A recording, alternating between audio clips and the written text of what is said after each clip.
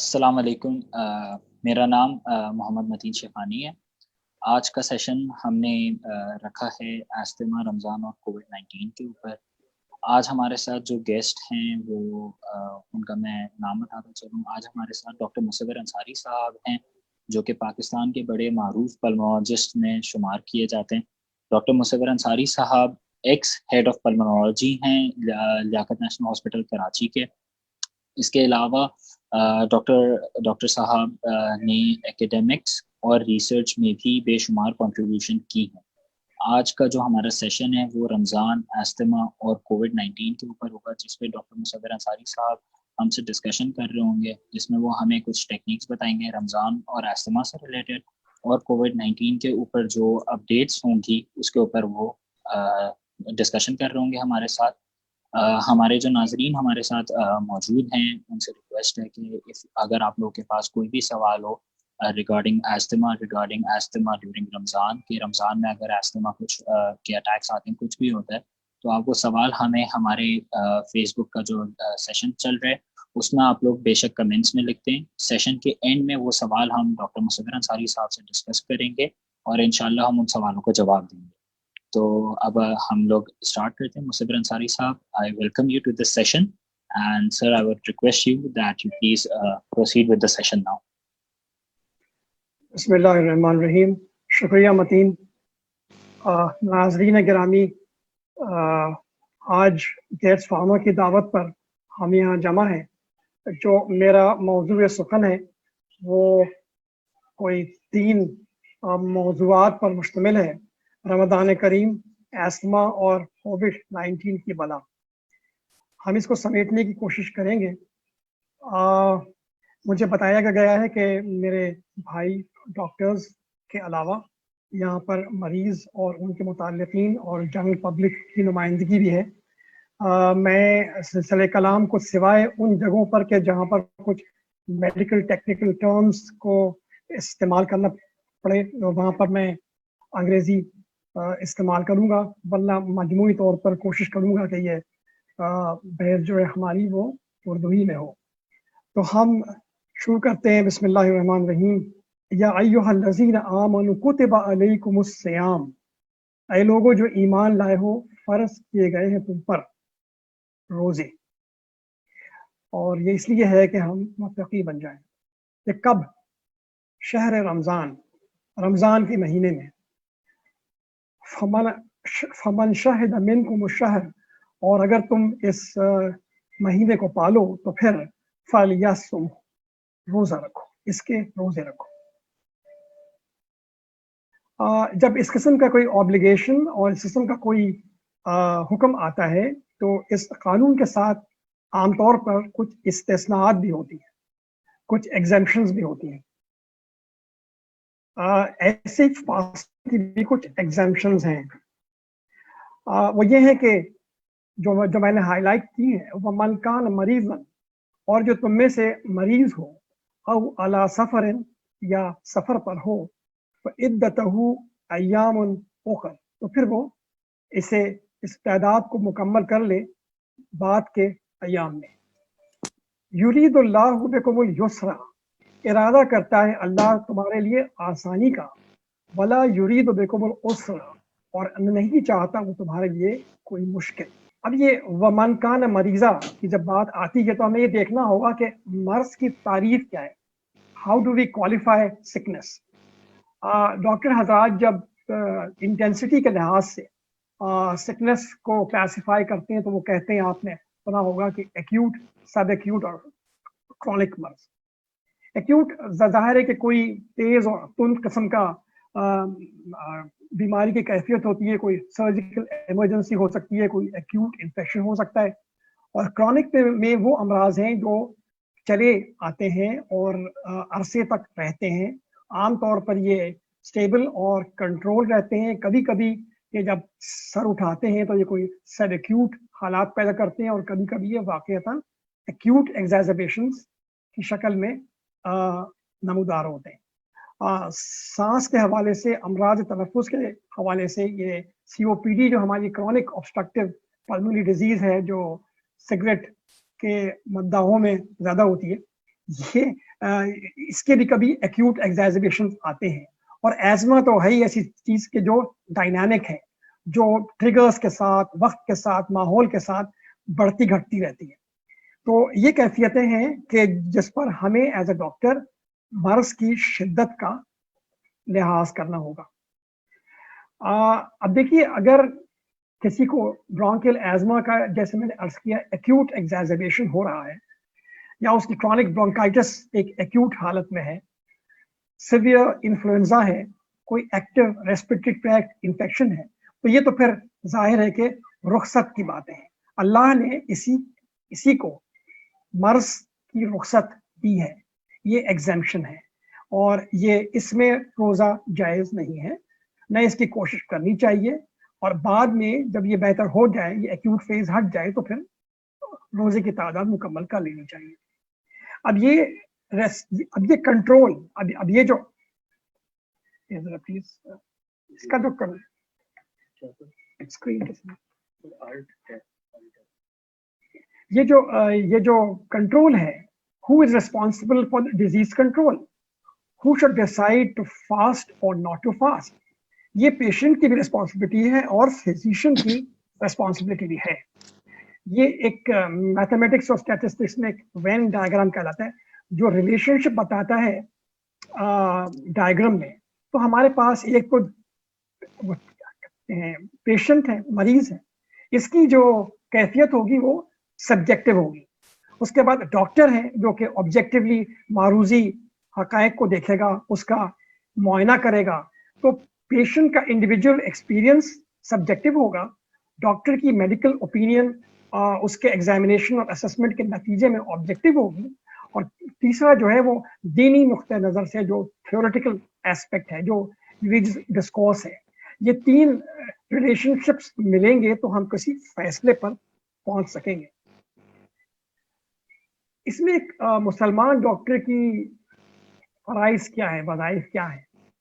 ایک تو ڈیوٹی یہ ہے کہ وہ خود بھی ریلیجیس اویئرنیس حاصل کرے.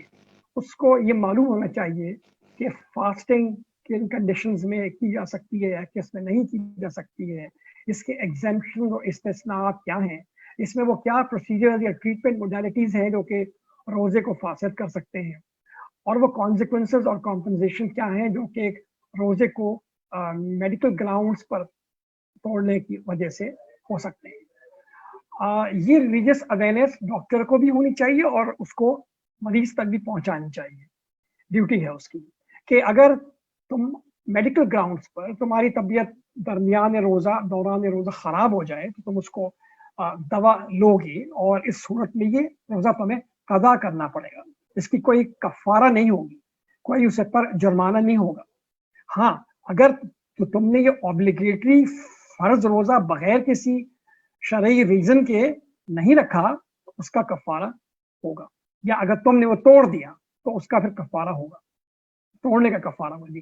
اور فدیہ وہ ہے کہ کوئی ایسا مرض ہے جس کے ٹھیک ہونے کا بھی امکان نہ ہو اور انتظار کا کوئی فائدہ نہ ہو, یا وہ عمر کے اس حصے میں ہو کہ جہاں پر روزہ اس کے لیے ممکن نہ ہو, اس میں پھر یہ فدیہ دیا جاتا ہے. یہ تین کنڈیشنز ہیں جو کہ ہمیں جاننے پڑتے ہیں.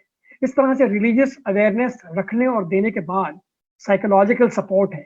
مریض ہے, رمضان سامنے ہے, اس کا دل دکھتا ہے, اس کے ڈپریشن کو ایلیویٹ کرنا اور اس کو روزے کے لیے موٹیویٹ کرنا, یہ سائیکولوجیکل سپورٹ کی بات ہے. لیکن اصل بات جو ہمیں کرنے کی ہوگی وہ ہوگا مینیج اینڈ ڈیزیز کنٹرول. جو ڈیزیز کنٹرول ہے اس کو مینیج کرنا. اس میں ہم یوں کرتے ہیں, میں کم سے کم یوں کرتا ہوں کہ بہت سارے اپوائنٹمنٹس ہم رمضان سے پہلے کے 2 ہفتے میں رکھا کرتے ہیں. اس سال تو خیر ایسا نہ ہو سکا بوجود, لیکن ورنہ یہ کرتے ہیں کہ رمضان کے شروع ہونے کے 2 ہفتے پہلے ہم پرٹیکولرلی اپوائنٹمنٹس اسی مقصد سے دیتے ہیں کہ ہمیں یہ معلوم ہوتا ہے کہ پیشنٹس کا سوال ہوگا, ڈاکٹر صاحب کیا میں روزہ رکھ سکتا ہوں, ڈاکٹر کین آئی فاسٹ. اس کا جواب ہم کیسے دیں گے؟ اس کے لیے ہمیں ان کو اسیس کرنا پڑے گا. ہمیں ان کی پچھلے رمضان میں ان کے ساتھ کیا ہوا تھا, جب انہوں نے روزہ رکھا تھا یا نہیں رکھا تھا, اور رکھا تھا تو اس میں انہیں کیا تکلیفیں ہوئی تھی, ان پہ غور کرنا پڑے گا. हमें रिसेंट हिस्ट्री के जिसमें कुछ एग्जैजर्बेशंस हुए हों, कुछ एक्यूट खराबियां आई हों उसके मर्ज की स्टेबिलिटी में, वो देखनी पड़ेंगी। एक ऑब्जेक्टिव असेसमेंट करना पड़ेगा उसके एयर फ्लो के मुताबिक कि क्लिनिकली वो कैसा लगता है। लंग फंक्शंस करने पड़े तो वो कर लें, ना कर सके तो कम से कम उसकी पीक फ्लो मेजर करके देख लें कि उसका एयर फ्लो की क्या पोजीशन है, और ये भी कि उसके इनहेलर रिस्पॉन्सेज जो है वो क्या है। अब ये एक बहुत अहम स्लाइड है जिस पर मैं कुछ वक्त लूँगा कि ये वो क्या मेजर्स हैं और वो किस तरह हम मरीज की मेडिसिन को उसकी ज़रूरियात के मुताबिक टेलर कर सकते हैं। Tailoring the medicine according to the requirements of the patient at that point of time. इस clinical assessment, air flow assessment और इनहेलर रिस्पॉन्स के नतीजे में हम क्लासिफाई करते हैं ऑब्स्ट्रक्टिव एयरवे डिजीजेस को, एयर फ्लो लिमिटेशंस को। एज़मा में जो तकरीबन कम-ओ-बेश खालिस एज़मा हो, सीओपीडी में जो क्रॉनिक ऑब्स्ट्रक्टिव पल्मोनरी डिजीज हो, जो कि बेस्ड हो हिस्ट्री के मुताबिक, क्लिनिकल असेसमेंट के मुताबिक, लंग फंक्शंस के मुताबिक, इनहेलर रिस्पॉन्स के मुताबिक कि ये सीओपीडी है। और फिर एक ओवरलैप सिंड्रोम की बात की जाती है, एक एज़मा सीओपीडी ओवरलैप की बात की जाती है। इसमें एलर्जी के नुमाया खुसूसियात भी होती हैं, लेकिन इसका जो रिस्पॉन्स है वो कुछ सीओपीडी की तरह होता है। ये एक मिक्स्ड पैटर्न है। इस वक्त रमज़ान को देखते हुए मुनासिब ये है कि हम इस ओवरलैप को एज़मा ही की तरह ट्रीट करें। इससे मेरा मतलब ये है कि आप देखिए, एज़मा कंट्रोल के लिए आपको कंट्रोलर्स लेने पड़ते हैं, और कंट्रोलर्स वो हैं कि जिसमें इनहेल्ड कॉर्टिकोस्टेरॉइड शामिल हो। इसके बगैर कंट्रोलर नहीं कहलाता। तो हम जैसे एज़मा में लॉन्ग एक्टिंग बीटा एगोनिस्ट लाबा देते हैं आईसीएस के साथ, इनहेल्ड कॉर्टिकोस्टेरॉइड के साथ, ओवरलैप में भी हमें बिल्कुल यही करना चाहिए। एज़मा में हम फिर ल्यूकोट्राइन रिसेप्टर एंटागोनिस्ट इस्तेमाल करते हैं मॉन्टिलुकास्ट की शक्ल में। हम कुछ मस्करेनिक इस्तेमाल करते हैं लामा, जैसे लॉन्ग एक्टिंग में ट्रायोटोपियम है। और फिर हम वक्ती तौर पे मीट करने के लिए एक एक्यूट सिचुएशन को हम ओरल कॉर्टिकोस्टेरॉइड्स भी देते हैं। ये एज़मा की कहानी है। ओवरलैप में भी तकरीबन ऐसा ही है। ओवरलैप में कुछ सीओपीडी के भी असरात होते हैं। तो इसमें हम थियोफिलिन उन जगहों पर के जहाँ पर जैसे सीओपीडी में स्मॉल एयरवे को हम देखते हैं कि ये नैरो है और इनहेलर रिस्पॉन्स नहीं आ रहा, तो फिर हम सिस्टेमिकली थियोफिलिन ऐसी जगहों पे यूज़ कर सकते हैं। यही ओवरलैप पे है। सीओपीडी में भी यही है कि आप ट्रायोट्रोपियम और फिर उसके साथ अलावा लाबा आईसीएस भी यूज कर सकते हैं। कोशिश ये होती है कि आईसीएस कम इस्तेमाल हो, कोशिश ये होती है कि ओरल कॉर्टिकोस्टेरॉइड सीओपीडी में ना इस्तेमाल हो, और ताकि इन्फेक्शंस का रिस्क ना रहे। जो मोडालिटीज हम इनहेल्ड फॉर्म में ब्रोंकोडायलेटर्स देने के अपने दस्तरस में रखते हैं, वो मीटर डोज इनहेलर्स हैं, एमडीआई। मीटर डोज इनहेलर्स के लिए हम इस बात पर इसरार करते हैं कि हम स्पेसर डिवाइसेस इस्तेमाल कराएं। स्पेसर डिवाइस में ऑब्वियसली एक तो मल्टीपल ब्रेथ टेकिंग का इम्कान होता है। हम एक ज़ख़ीरा बनाते हैं, रिजर्वॉयर बनाते हैं दवा का उस स्पेसर के स्पेस में, और फिर मल्टीपल टाइम्स ब्रीदिंग से पेशेंट उसकी एक काफ़ी मकदार इनहेल कर लेता है। DPIs हैं, ड्राई पाउडर इनहेलर, इसके अपने दूसरे जो क्वालिटीज़ हैं। OCS में प्रेडनिसोलोन है। प्रेडनिसोलोन में हम चाहते हैं कि शॉर्ट टर्म यूज रखें और जितनी देर इसको इस्तेमाल करना ज़रूरी हो उतनी देर इस्तेमाल करें, और अदरवाइज इसको ना करें। जी सर, सवाल। हेलो जी जी सर। जी यहाँ पर अभी میرا خیال ہے آنا ہے کہ انٹرنیٹ کا کوئی مسئلہ آ رہا تھا. موو دس ونڈو بھی. جی بتائیے جیسے بھی آپ کہیں. سر آپ سٹارٹ کر دیں, یہ ہٹ جائے گی, یہ بار بار ڈیم ہو جائے گی. اچھا اصل میں کمپیوٹر بھی ہے, دوسرا ہے اسکرین بھی چھوٹا ہے, یہی ہم کا مسئلہ ہے. اچھا چلے پھر لائیو ہو جائے. بالکل سر, لائیو ہو جائے. لائیو ہی ہے. جی جی سر لائیو ہے, آپ اچھا سٹارٹ کریں سر. اچھا جی.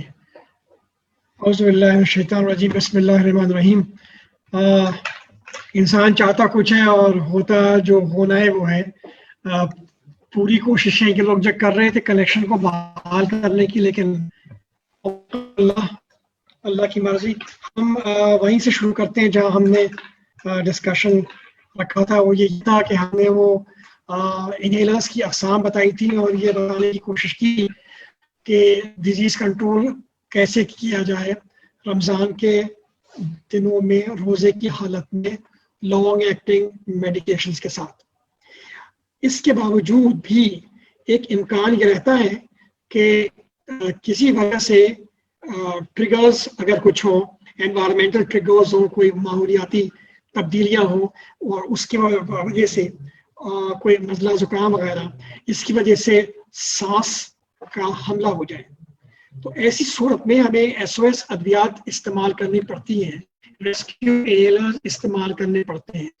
اس میں ایک تو وہ طریقہ جو اسمارٹ انہیلرز کا ہے کہ جس میں جو دوائی ہم لابا آئیسی لے رہے تھے جس میں کہ فارمیٹرول شامل تھی برزنائٹ کے ساتھ یا میتھوسول کے ساتھ, اسی کو سحر اور افطار کے علاوہ درمیان میں جب یہ حملہ ہو تو ہم اسی کو ریپیٹ کر سکتے ہیں اسپیسر کے ساتھ. اور دوسرا یہ ہے کہ اگر صحابہ یا شارٹ ایکٹنگ وینٹولین وغیرہ استعمال کرنا ہی ہو تو اس کے ساتھ انہیلڈ کورٹیکوسٹیرائڈ کو لینا ضروری ہے. آپ مریض جو ہے وہ اکیلی صحابہ استعمال نہیں کر سکتا, نہیں کرنی چاہیے. ہمیشہ اگر ایسا ہو تو پھر ICS کو ساتھ ملا کے استعمال کرنا چاہیے. اچھا اب یہ جو ہے بات ہو رہی ہے کہ لانگ ایکٹنگ دوائیاں سحر اور افطار میں لینے کے باوجود درمیان میں روزے کے اگر یہ ایگزیبیشن ہو جائے یا حملہ ہو جائے تو مجبوراً پیشنٹ انہیلرز کو, ریسکیو انہیلرز کو استعمال کرے. اس میں کیا ہوگا؟ اگر آپ سلائیڈ کو دیکھیں, کی جو پارٹ سائز ہے وہ اگر ایز این انڈیکس وینٹولین کو لے تو یہ کوئی 4 مائکرونز ہے. آپ جانتے ہیں کہ 1 مائکرون 1000واں حصہ ہے اس کا کسی ملی میٹر کا. تو یہ اگر 4 مائکرون آپ دیکھیے گا نیچے کا جو ایپسس ہے ڈائمیٹر دکھا رہا ہے مائکرونز میں, اور ڈراپلٹ کی جو پرابلٹی ہے ڈپوزیشن کی وہ دوسرا ہے آرڈینیٹ.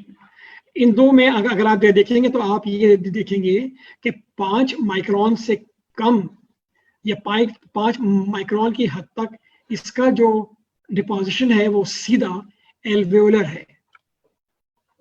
ٹھیک ہے, اور اگر اس کی سائز زیادہ ہے مائکرون کی, مثلا اگر یہ 10 مائکرون سے تو پھر اس کی ڈپوزیشن ایکسٹرا تھوریسک ہے, یعنی گلے میں ہے, منہ میں ہے,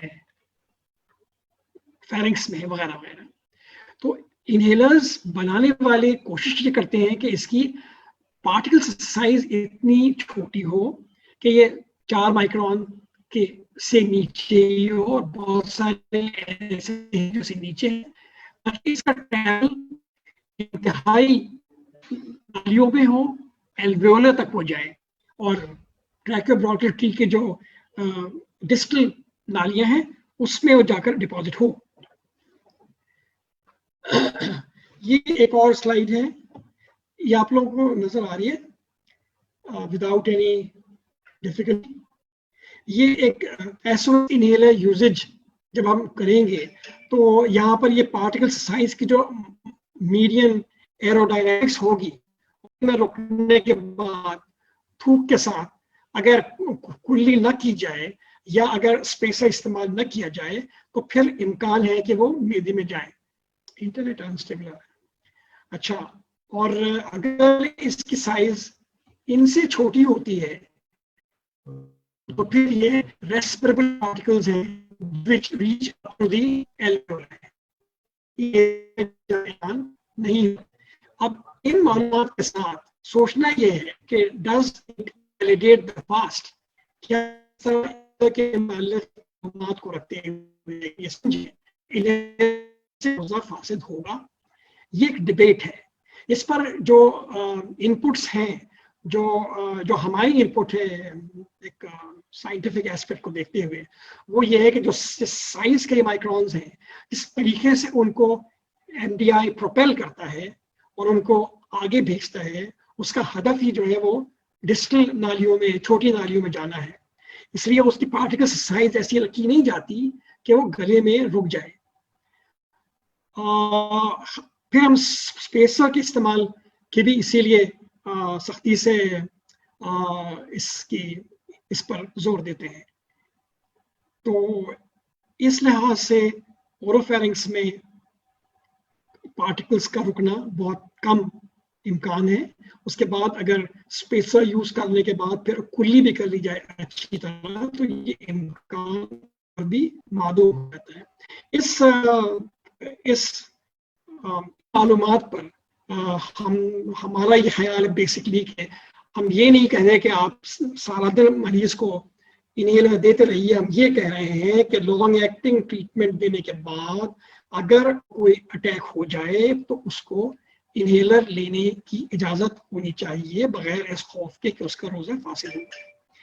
इस मामले में अगर हम देखें तो बाहर के उलमा, सऊदी अरब के उलमा, अल अजहर के उलमा, मज़हब शाफ़ी के लोग और ऐसे ही जो है वो फ़िक़्ह जाफ़िया में अहले तशय्युअ के सारे मराजे तक़लीद, इन सब ने इन्हेलर की है कि इसको ज़रूरतन लेने पे रोज़ा फासिद नहीं होगा। हमारे यहाँ थोड़ी सी सिचुएशन दूसरी है। हमारे मुकामी उलमा बहुत ही ज़्यादा मोतबर लोग हैं। इनके साथ हमने रमज़ानों में और ख़ासकर पिछले रमज़ान में बहुत ही तफसीली मुज़ाकरात किए, प्रेजेंटेशंस दी, और यही बातें जो आपसे बहुत ही मुख्तसर हम कर रहे हैं वो बहुत ज़्यादा तफसील के साथ उनके साथ डिस्कस हुई। उन्होंने अज़राए करम वक्त भी लिया, अपनी मीटिंग्स भी बिठाई, लेकिन उसके बाद उनका फैसला ये था कि नहीं, रोज़े में इन्हेलर को नहीं लिया जा सकता। बहरहाल ये अब मेरे ख्याल से मरीजों की एक अपनी जो होता है कि उनको रोज़ा रखना भी चाहिए। अगर वो क्रॉनिक एज़मेटिक्स है जो कंट्रोल्ड इन्हेलर्स पर हैं और अगले रमज़ान भी ये जो होगा या रमज़ान गुजरने के बाद भी उनका कंट्रोल इन्हेलर्स पर ही कायम रहेगा, इल्ला है कि वो कोर्टिज़ोल लेना शुरू कर दें, ये भी किया जा सकता है। तो इन वजूहात पर वो इफ्तफ़्त क़ल्बी आप वो खुद भी अपने आप से फैसला कर सकते हैं, लेकिन हमारी इसमें राय तो ये है जो हमने आज की। अच्छा, इसके साथ कुछ एसोसिएशंस हैं और कोमॉर्बिडिटीज हैं। जी, एलर्जिक राइनाइटिस है, पोस्ट नेजल ड्रिप है, साइनसाइटिस है, और ये पोस्ट नेजल ड्रिप जो है वो आप तंग करते हैं और ये लॉन्ग टर्म में फिर साइनसाइटिस ब्रोंकिटिस होता है कि जिसमें रिकरेंट इन्फेक्शंस होने के इम्कान होते हैं। एटोपिक फीचर्स के लिए हम कहेंगे कि नेजल स्टेरॉइडल स्प्रेज इस्तेमाल किए जाएं सहर और रात सोने से पहले। एंटीहिस्टामिन्स जो ज़्यादा ड्राई न करें वो इस्तेमाल किए जाएं। नॉन सेडेटिव एंटीहिस्टामिन्स होने चाहिए ताकि इबादतों में खलल ना हो, और स्टीम ली जाए रातों को। इनसे उम्मीद है कि ये राइनाइटिस और नेजल ड्रिप और साइनसाइटिस में कुछ फर्क आएगा। ऐसे ही ब्रोंकिटिस और रिकरेंट इन्फेक्शंस के हवाले से मरीजों को प्रोफिलैक्टिक एंटीबायोटिक्स पे रखा जा सकता है। उनके वैक्सीनेशंस का क़ब्ल अज़ वक्त इंतज़ाम किया जा सकता है ताकि उनको रमज़ान में इन्फेक्शंस के इम्कान जब कम हो।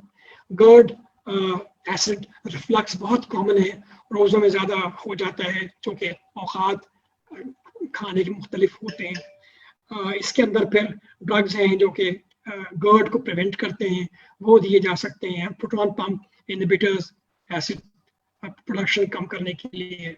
उसके बाद जिनको डायबिटीज़ है उनको बहुत अच्छा डायबिटिक कंट्रोल रखना चाहिए ताकि इन्फेक्शंस भी ना हो और डायबिटीज़ भी रमज़ानों में डिस्टेबलाइज ना हो। इसके बाद में टीना 2020 जो अभी अभी आई है, इस गाइडलाइन में बहुत ही कम चेंजेस हैं 2019 के हिसाब से। एक चीज जो मैं बताता चलूँ वो ये है कि मॉन्टेलोकास्ट बॉक्स वार्निंग दी गई है और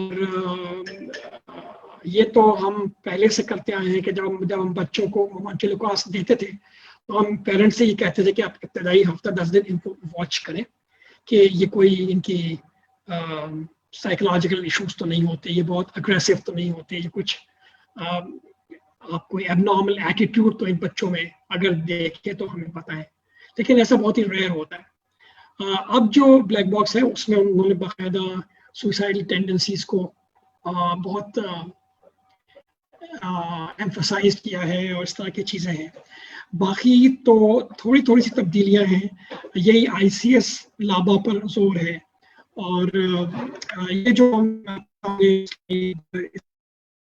काफी कॉम्प्रिहेंसिव स्लाइड है। आप जानते हैं कि स्टेप्स करने के लिए कि स्टेप 1 में होनी चाहिए, उसके बाद फिर अगर उससे ज्यादा हो और नाइट स्टेप 2 में जाएगा, स्टेप 2 में जाएगा और फिर उसके लिए इनहेलर्स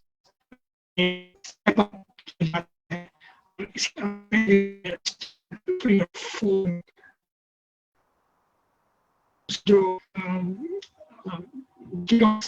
क्वांटम है उनमें और उनके नंबर ऑफ डोजेस जो हैं ये सब बढ़ाए जा सकते हैं मीडियम डोजेस ऑफ ICS लावा तक, उसमें इजाफे किए जा सकते हैं।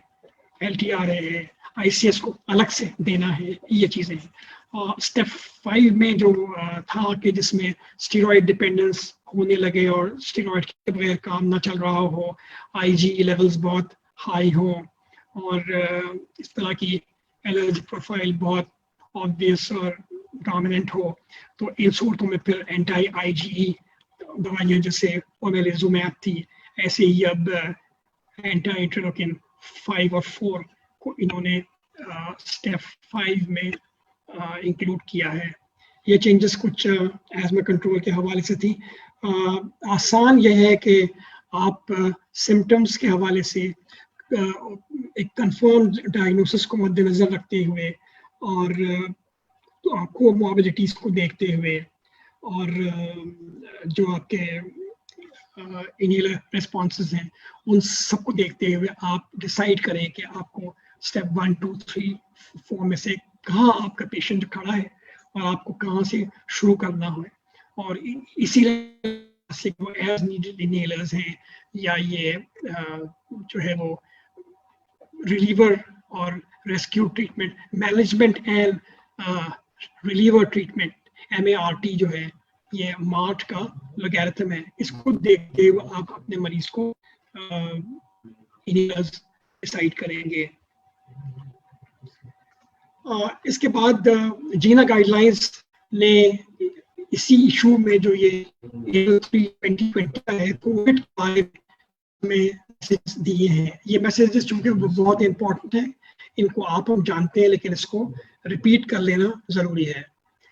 इसमें एक तो यह है कि हम डॉक्टर्स एडवाइज करें पेशेंट्स को कि जो प्रिस्क्रिप्शन वो ले रहे हैं, ले आए हैं, उसको बहुत ही strictly they should strictly adhere to those prescription. जो लोग इनहेलर्स लेते हैं, जो लोग इनहेल कॉर्टिकोस्टेरॉइड्स कंट्रोल और अगर ओरल कॉर्टिकोस्टेरॉइड्स भी उनको प्रिस्क्राइब किए गए हैं तो वो जैसे प्रिस्क्राइब किए गए हैं कोविड के इस जमाने में वो उनको उसी तरह स्ट्रिक्टली लेते रहें, क्योंकि देखना ये होगा कि दवाओं को लेते हुए कोई ऐसी अलामतें ज़ाहिर हो रही हैं कि जो कोविड पर महमूल की जा सके। लेकिन अगर हम कंट्रोल ही अच्छा नहीं करेंगे, अगर मरीज अपना कंट्रोल ही स्लैकन कर देगा, तो फिर ये पता करना और मुश्किल हो जाएगा।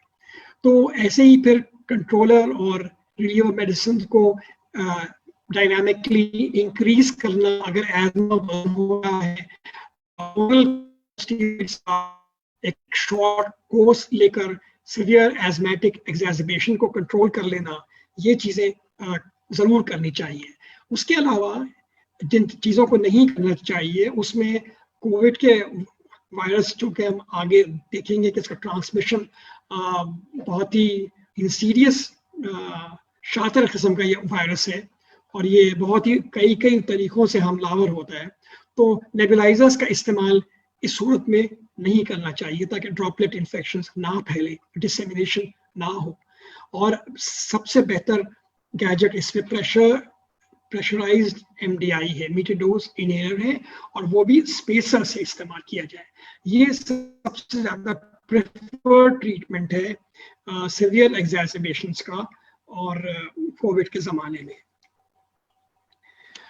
वो टेस्ट जो हम यूजुअली करते हैं एज़मेटिक्स को उनके एयर फ्लो को देखने के लिए, वो नहीं करने चाहिए। कोविड के आज के स्पेरोमेट्री पोस्टपोन करनी चाहिए, ममनू करार दी जानी चाहिए कुछ वक्त के लिए, जब तक कि हालात काबू में आए। स्ट्रिक्ट इन्फेक्शन कंट्रोल के अलावा कोई चारा नहीं है, और वो एरोसोल जनरेटिंग प्रोसीजर्स जो हैं जो कि अगर करनी पड़े ऐसे मरीजों में, तो उसके लिए बहुत सारी एहतियातों की ज़रूरत है। कोई वो मशीनें जो वेंटिलेशन फराहम करती हैं, नॉन इन्वेजिव वेंटिलेशन, और इस तरह की ट्यूब्स और स्प्यूटम कलेक्शंस और इस तरह की चीज़ें, हर वो चीज़ें कि जहाँ पर कोविड के मरीज़ के साथ कोई कॉन्टैक्ट का इम्कान है, उन चीज़ों के लिए शदीद एहतियात की ज़रूरत है। और हाइजीन स्ट्रैटेजीज बताई गई हैं, पर्सनल प्रोटेक्टिव इक्विपमेंट के इस्तेमाल के बारे में वो डॉक्टरों को बहुत ही रिजिडली और बहुत ही रिलीजियसली करना चाहिए। अब देखिए, कोविड का जो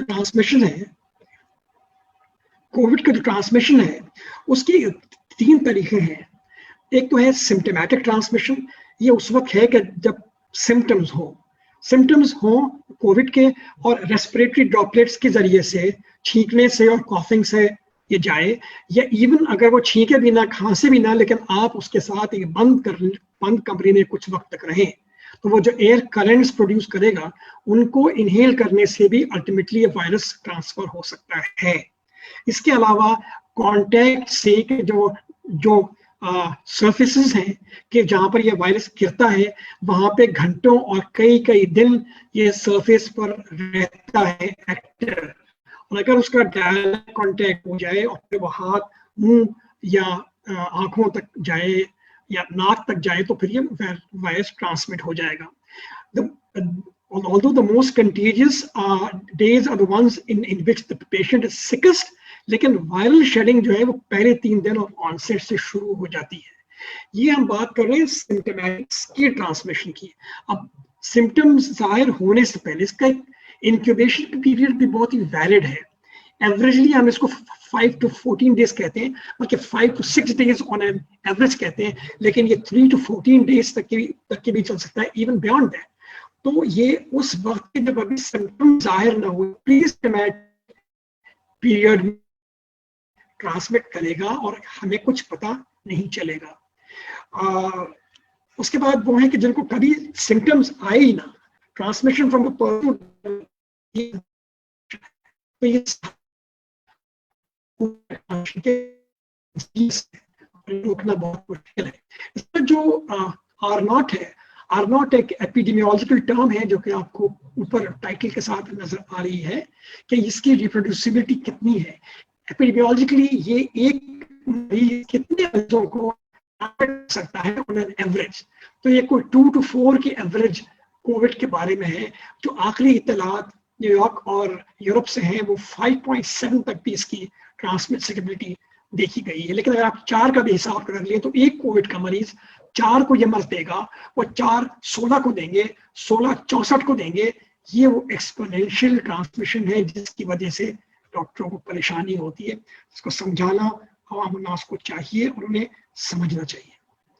अच्छा, अब हम कैसे डिफरेंशिएट करें? Differentiating between mild covid from common respiratory tract infections and hyper reactive airway एक्सैजर्बेशंस।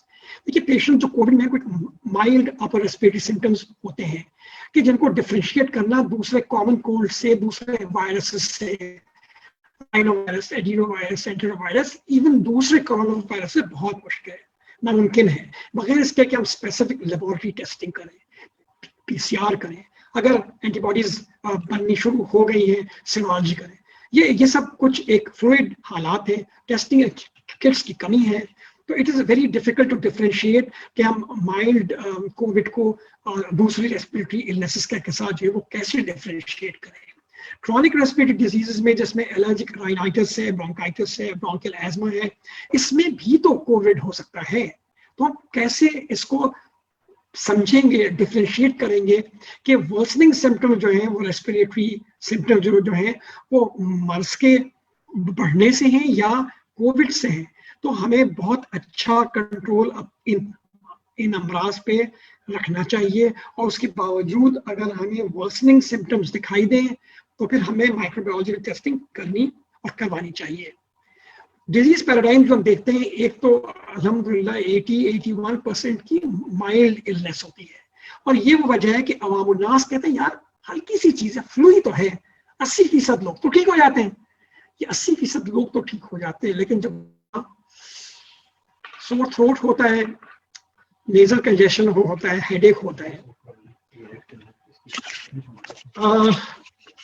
कॉफ होती है, ड्राई कॉफ, और इसके अंदर बहुत ज्यादा कमजोरी और फैटीग और मैलेज देखने में आता है, मसल एक्स देखने में आते हैं, रेयरली जीआई सिम्टम्स भी देखने में आती हैं, एनोस्मिया होता है और नोजिया होता है, डायरिया होता है वगैरह। फीवर इनमें सबसे नुमाया और काबिल लिहाज सिम्टम है। फीवर हाई ग्रेड होता चला जाए, प्रोग्रेस करे, फीवर रेस्पॉन्ड ना करे, तो ये एक सीरियस साइन है। और इसके साथ अगर शॉर्टनेस ऑफ ब्रेथ भी शुरू हो जाए तो बात पर भी संगीन हो जाती है। ऐसे मौके पर कोविड के मरीज को जो क्वारंटाइन में है और आपके जेर नजर है, जब ये चीजें होने लगे कि फीवर रेमिट ना हो रहा हो और थोड़ी सी डिस्निक एलिमेंट ऐड हो जाए, तो that is the time that you should check for derange laboratory findings.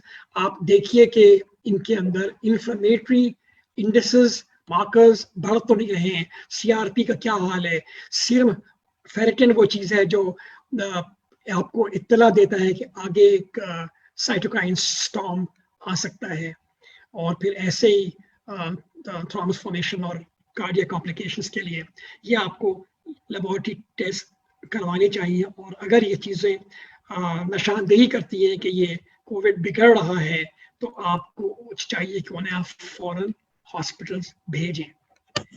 अच्छा, इसके बाद जो डिजीज पैराडाइम में दूसरी चीज़ है वो सीवियर निमोनिया है। अब हम एक दर्जे आगे बढ़े हैं, ये कोई 14% का इंसिडेंस है इसका। इसमें हाई ग्रेड फीवर रहता है, परसिस्टेंट रहता है, प्रोग्रेसिव शॉर्टनेस ऑफ ब्रेथ होने लगती है, चेस्ट कंस्ट्रिक्शन होता है, इनकी रेस्पिरेटरी रेट अगर 30 ब्रेथ से ऊपर हो जाए और इनका सैचुरेशन अगर कंटिन्यूसली 93% से कम रहने लगे रूम एयर पर, तो ये रेस्पिरेटरी डिस्ट्रेस में जाने वाले हैं। इनको हॉस्पिटल में होना चाहिए, घर में नहीं। वहाँ पर ARDS की सिचुएशन अगर हो जो कि 5% में होती है, इसका ऑनसेट नॉन क्लिनिकल इंसल्ट के 1 हफ्ते के बाद से होना शुरू हो सकता है, और इसमें रेस्पिरेटरी सिम्टम्स वर्सन होते जाते हैं। उसके बाद वो साइटोकाइन स्टॉर्म आ सकता है कि जो आपने सुना होगा। ये एक इम्यून सिस्टम की कारकर्दगी में एक ओवर एक्टिवेशन है, एक एक्सुबरेंस है इन्फ्लेमेटरी साइटोकाइंस का, कि जो एक डिसरेगुलेटेड होस्ट रेस्पॉन्स करते हैं, और पेशेंट कोरोना वायरस से डायरेक्टली न मरता हो, लेकिन इस साइटोकाइन स्टॉर्म से जो क़यामत मल्टी ऑर्गन्स पे आती है, साइंस ऑफ ऑर्गन डिसफंक्शन शुरू हो जाते हैं।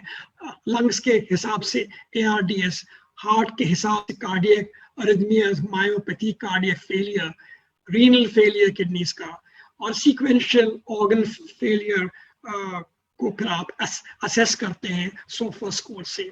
एक और मुसीबत जो अभी समझ में आ रही है जैसे जैसे डेटा आ रहा है वो ये है कि इसमें एक थ्रोम्बोएम्बोलिक फिनोमिनन हो रहा है। ये मर्ज शुरू ही से थ्रोम्बस फॉर्म करता है और इससे 30 साल के उससे भी कम स्ट्रोक्स हो रहे हैं लोगों को जिनको कोई मर्ज नहीं था, कोई कार्डियोवैस्कुलर डिजीज नहीं थी। और गालिबन यही एम्बोला हैं जो रीनल भी प्रॉब्लम्स कर रहे हैं और ब्रेन में जाकर स्ट्रोक कर रहे हैं।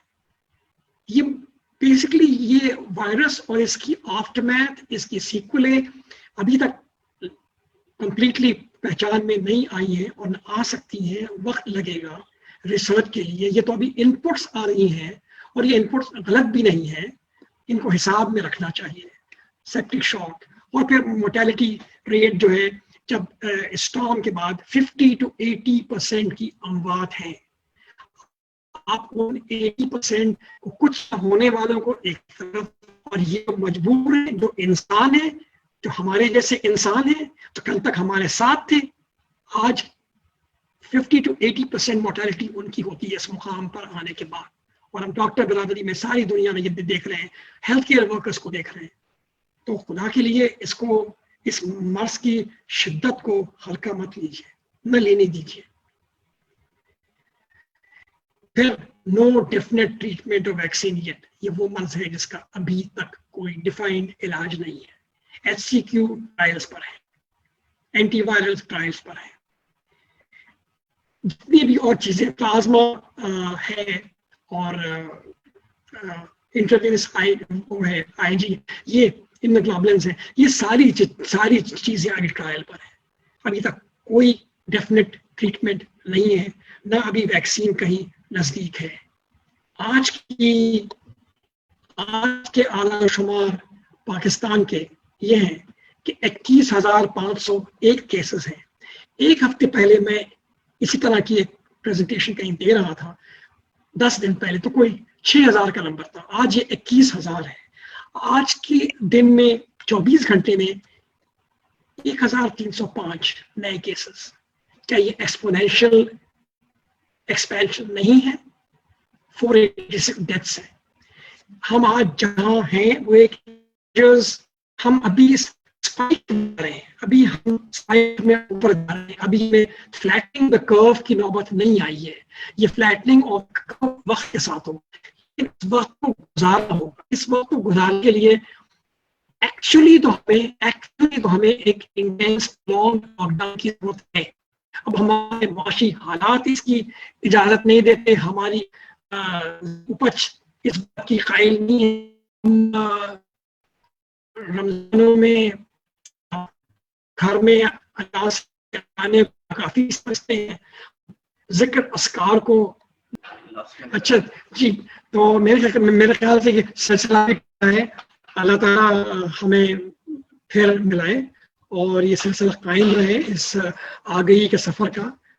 हम सब एक का साथ दे सके। औज़ु बिल्लाहि व कुदरतिही मिन शर्रि मा अजिद व हाज़िर।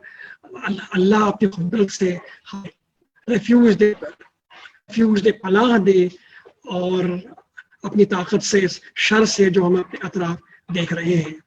आमीन सुम्मा आमीन। अस्सलामु अलैकुम रहमतुल्लाहि व बरकातहू। Sir thank you very much sir, आपने माशाल्लाह से बड़ा अच्छा सेशन किया है और थोड़ा बहुत वो इंटरनेट का मसला हो गया था। अंधेरे में काम कर रहे हैं। अच्छा काम अंधेरे सर, में कर रहे हैं। बिल्कुल नहीं सर, माशाल्लाह से बहुत इंटरैक्टिव सेशन रही है। हमारे पास काफी सारे क्वेश्चंस भी आए, अगर आपकी इजाजत हो तो मैं आपसे पूछूं। जी जी जी जी। अच्छा सर, पहला सवाल जो हमारे पास आया था वो आया है डॉक्टर बीनेश का, डॉक्टर सादिकाबाद से। वो पूछना चाह रही हैं कि is asthma management similar for corona patients? जी जी जी जी बिल्कुल। जैसे मैंने अर्ज किया कि बेस्ट ऑप्शन यही है कि हम अपने एस्मा मैनेजमेंट को स्ट्रीमलाइन रखें, बहुत ही कंट्रोल रखें, उसी तरह कोई चीज़ मिस ना हो। اور اس اسٹیبلٹی کی کیفیت میں ہم نظر رکھیں کہ کوئی نئی علامتیں کووڈ کے حوالے سے نہیں ہوتی. اگر محسوس ہو مثلا فیور، میرے لحاظ سے جو ہم نے یہاں دیکھا ہے fever is an extremely important aspect. اگر فیور آ رہا ہے regardless of the asthmatic status تو ہمیں اس کو ٹیسٹ کروانا چاہیے. ٹھیک ہے، ٹھیک ہے. Thank you sir. I hope doctor Binish کے سوال کا جواب ان کو مل گیا. اچھا سر، اگلا سوال ہے ڈاکٹر ثنا کا ملتان سے. Is there same medication for symptoms of cough in COVID as for general asthma? جی جی جی جی بالکل. دیکھیے اگر کوئی ایزمیٹک ہے، کوئی سی او پی ڈی این ہے تو اس کو اپنے اسٹیٹس کو اسٹیبلائز کرنے کے لیے وہی دوائیاں لینا چاہیے. کامن کولڈس کے لیے وہی پیناڈول، اینٹی پائریٹک اور اینٹی ہسٹامین لینی چاہیے، اسٹیم لینی چاہیے، نیزل اسپرے لے سکتے ہیں. یہ وہ ساری چیزیں جو آپ کامن کولڈ میں اور اپر ریسپیریٹری انفیکشن میں کرتے تھے ایسے بھی وہ کیجیے. الگ سے کوئی چیز نہیں ہے. کوئی اور میڈیسن ایسی الگ سے نہیں. مناسب نہیں ہے کہ ہم ایزومیکس کو ایز اے پروفیلیکسس آف کووڈ استعمال کریں، کیونکہ پھر اگر آگے چل کے خدا نہ خواستہ کوئی مریض بگڑتا ہے اور اس کو ایچ سی کیو کا ٹرائل دیا جاتا ہے تو پھر یہ دونوں دوائیاں چونکہ ایکیوٹی انٹرول بڑھاتی ہیں تو پھر وہاں جا کر جو پرابلم. جی ٹھیک ہے، thank you very much sir. اچھا سر، اگلا سوال ہے کہ how do we use nebulizers during asthma with the fear of COVID? Because جو ماسک ہوتا ہے نیبلائزر کا وہ بہت سارے ہاسپٹلس میں سیم ماسک یوز ہو رہا تھا اور اس کو پراپرلی اسٹرلائز نہیں کیا جا رہا تھا. تو اس کا کیا سولوشن ہو سکتا ہے کہ ہم لوگ نیبلائزر وہاں پہ ان ہاسپٹلس میں پھر بھی یوز کریں؟ بیٹا ماسک تو کووڈ اور نو کووڈ ماسک تو آپ کو پیشنٹ کو اپنا ہی ہونا چاہیے، خرید لے، اسٹیرلائز کیا ہوا ہو جو بھی ہے، لیکن ایک سے دوسرے کا تو ایسے بھی لگنا صحیح نہیں ہے نا. اور کووڈ کے زمانے، دیکھیے کووڈ کے زمانے میں ایک پبلک پلیس پہ جہاں پہ کنٹینڈ ایٹماسفیئر نہ ہو وہاں پہ نیبولائزیشن سے ریسپریٹری ڈراپلیٹس کے پھیلنے کا اور ٹرانسمیشن آف کووڈ کا امکان زیادہ ہے. اس لیے اس کو نیبولائزر کو نہیں لینا چاہیے. ہاں بالکل ہی کنٹینڈ ایٹماسفیئر ہے، اپنے کمرے میں کوئی آس پاس نہیں ہے اور نیبولائزر کی نیڈ ہوتی ہے اور وہ نیبولائزر لیتا ہے تو دیٹ از انادر تھنگ. بالکل، thank you very much sir. اچھا سر، اگلا سوال ہے کہ how can we differentiate in the indications of asthma and coronavirus? میں شاید 2 سلائڈ اس بارے میں پیش بالکل، کی میں تھی اور یہی کہا تھا کہ یہ بہت مشکل ہے، بہت مشکل ہے. کلوز واچ رکھنی پڑتی ہے اور اسپیسیفک جو ہے وہ کورونا ٹیسٹ کے بغیر، پی سی آر کے بغیر کوئی چیز قطعی تو نہیں کہی جا سکتی. بالکل. اچھا سر، ایک اور سوال ہے ہمارے پاس. Can we use bronchodilators during fast? اچھا سر، میرا خیال ہے اس پر بہت تفصیلی شاید اس وقت یا تو کلیکشنز کے مسائل ہوں گے. میں نے بہت زیادہ اس کے اوپر زور دیا تھا. میں نے یہ عرض کیا تھا کہ ہم رمضان میں ڈاکٹروں کی، آپ کی، ہماری کوشش یہ ہوتی اور ہونی چاہیے کہ ہم لانگ ایکٹنگ انہیلرز استعمال کریں.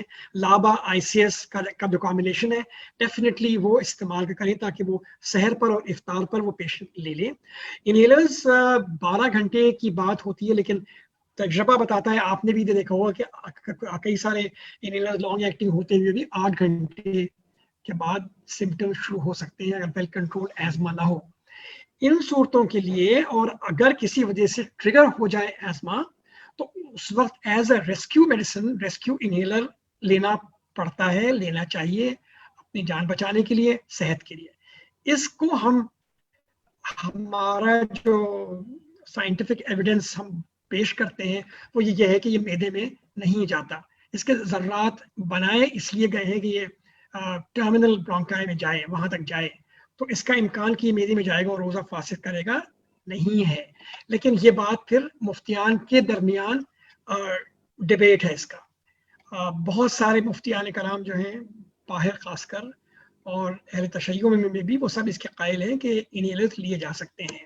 ہمارے یہاں لوکلی علماء اس کے خلاف ہے. یہ اب آپ پر ہے کہ آپ کیا فیصلہ کرتے ہیں. جی تھینک یو سر. اچھا سر ایک اور سوال تھا کہ use of nebulizers during fasting, doctor Sikandar کی طرف سے سوال آیا. بھائی یہاں تو انہیلرز تھرو اسپیسر ڈیوائس کے اوپر ہی ڈبیٹ ہے. تو اگر آپ نیبولائزر کی بات کریں گے تو نیبولائزر شاید ایک ایسپیکٹ اور آ جاتا ہے کہ نیبولائز میں جو ہے وہ نارمل سلائن بھی ہوتا ہے, نارمل سلائن کا ویپر بھی ہوتا ہے, اور یہ ایئر وے کو ویپرائز بھی کر رہا ہوگا. تو پھر کوئی کہے اگر کہ جی یہ تو آپ ہیومیڈیفائی کر رہے ہیں اور آپ کا مقصد اصل میں بھائی نیت, آئی تھنک اللہ نے اسی لیے کہا ہے کہ وہ میں جو ہے وہ تم سے تمہاری آسانیاں چاہتا ہوں, مشکل میں نہیں چاہتا ہوں. اور اسی آیت میں جس میں روزہ فرض کیا گیا تو کچھ تو اللہ کی مصلحت ہوگی. اللہ آسانی چاہتا ہے, دین ہمارا آسانی چاہتا ہے. لیکن یہ کہ نیبولائزر کے بارے میں کوئی کلیئر کٹ فتویٰ نہیں ہے, لیکن ایز این ایمرجنسی میں ہاں ایک بات جو مجھ سے کہنی شاید میں نے کہی ہو یا نہ کہی ہو, لیکن آپ کے سوال کے وساطت سے بہت اہم بات ہے.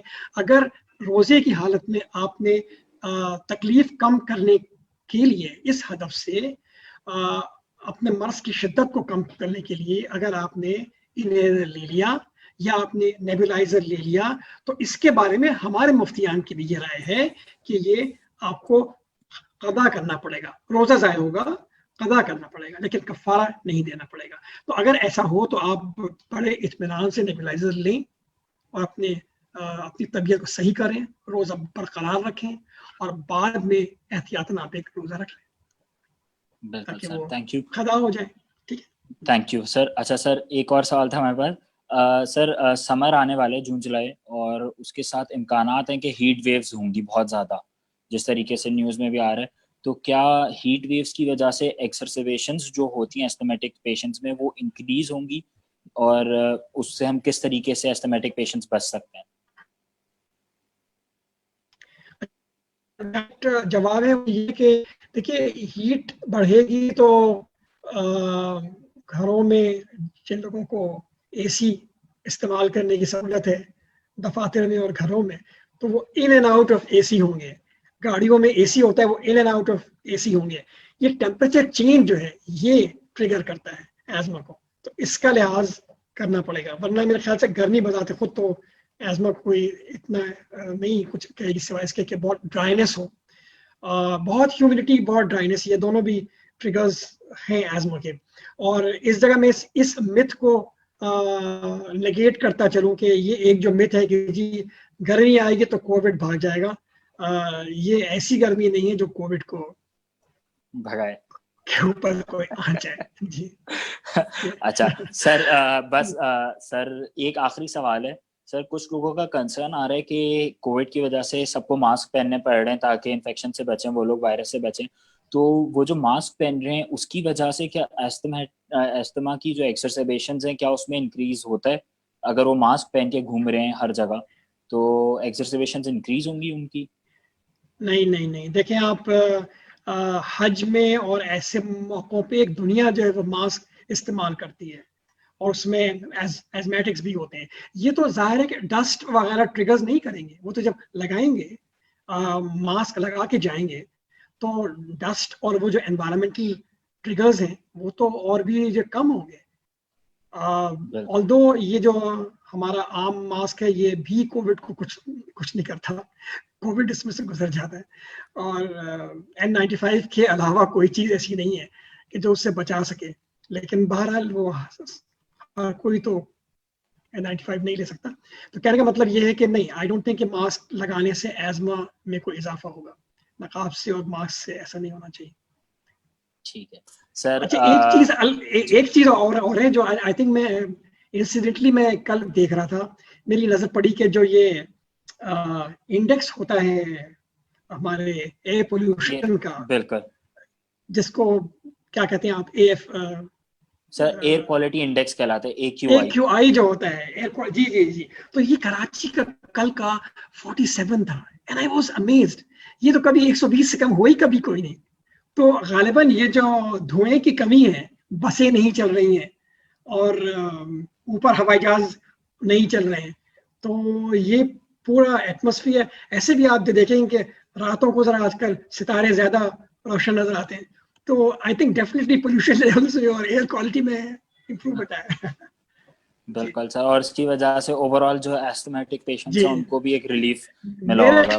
मेरे ख्याल से मुझे तो इतने एग्जैजर्बेटेड लोग नहीं मिले इस अरसे में जो हम कंसल्ट कर रहे होते हैं ऑनलाइन वगैरह। सर बस कुछ फायदे भी हुए, कुछ नुकसान भी हुए कोविड के, बट सर आपका बहुत बहुत शुक्रिया अदा करना चाहूँगा सर। आप आए, आपने अपना माशाल्लाह से इतना ज़्यादा टाइम दिया हमें, मुझे भी अच्छा लगा माशाल्लाह से इतनी अच्छी प्रेजेंटेशन दी है जिसमें आपने दीन को हमारी डिजीज़ से रिलेटेड, दीन और डिजीज़ के बीच में जो एक गैप होता है उसको आपने फिल करने की पूरी कोशिश की सर। आई होप हमारे जो नाजरीन सुन रहे थे सेशन उनको काफ़ी ज़्यादा क्लियरेंस मिली होगी, जो उन्होंने सवालात पूछे थे आई होप उन सबके जवाबात भी उनको मिल गए हों sir. And sir thank you once again on behalf of Gits Pharma, मैं आपका बहुत बहुत शुक्रिया अदा करना चाहूँगा सर। और इंशाल्लाह सर आगे भी आपसे मुलाकात रहेगी, और इंशाल्लाह सर आगे भी आपसे दरख्वास्त रहेगी इस तरीके के सेशंस की sir. Thank you very much sir. बहुत बहुत शुक्रिया। अस्सलाम वालेकुम रहमतुल्लाह। वालेकुम सलाम सर। वालेकुम सलाम।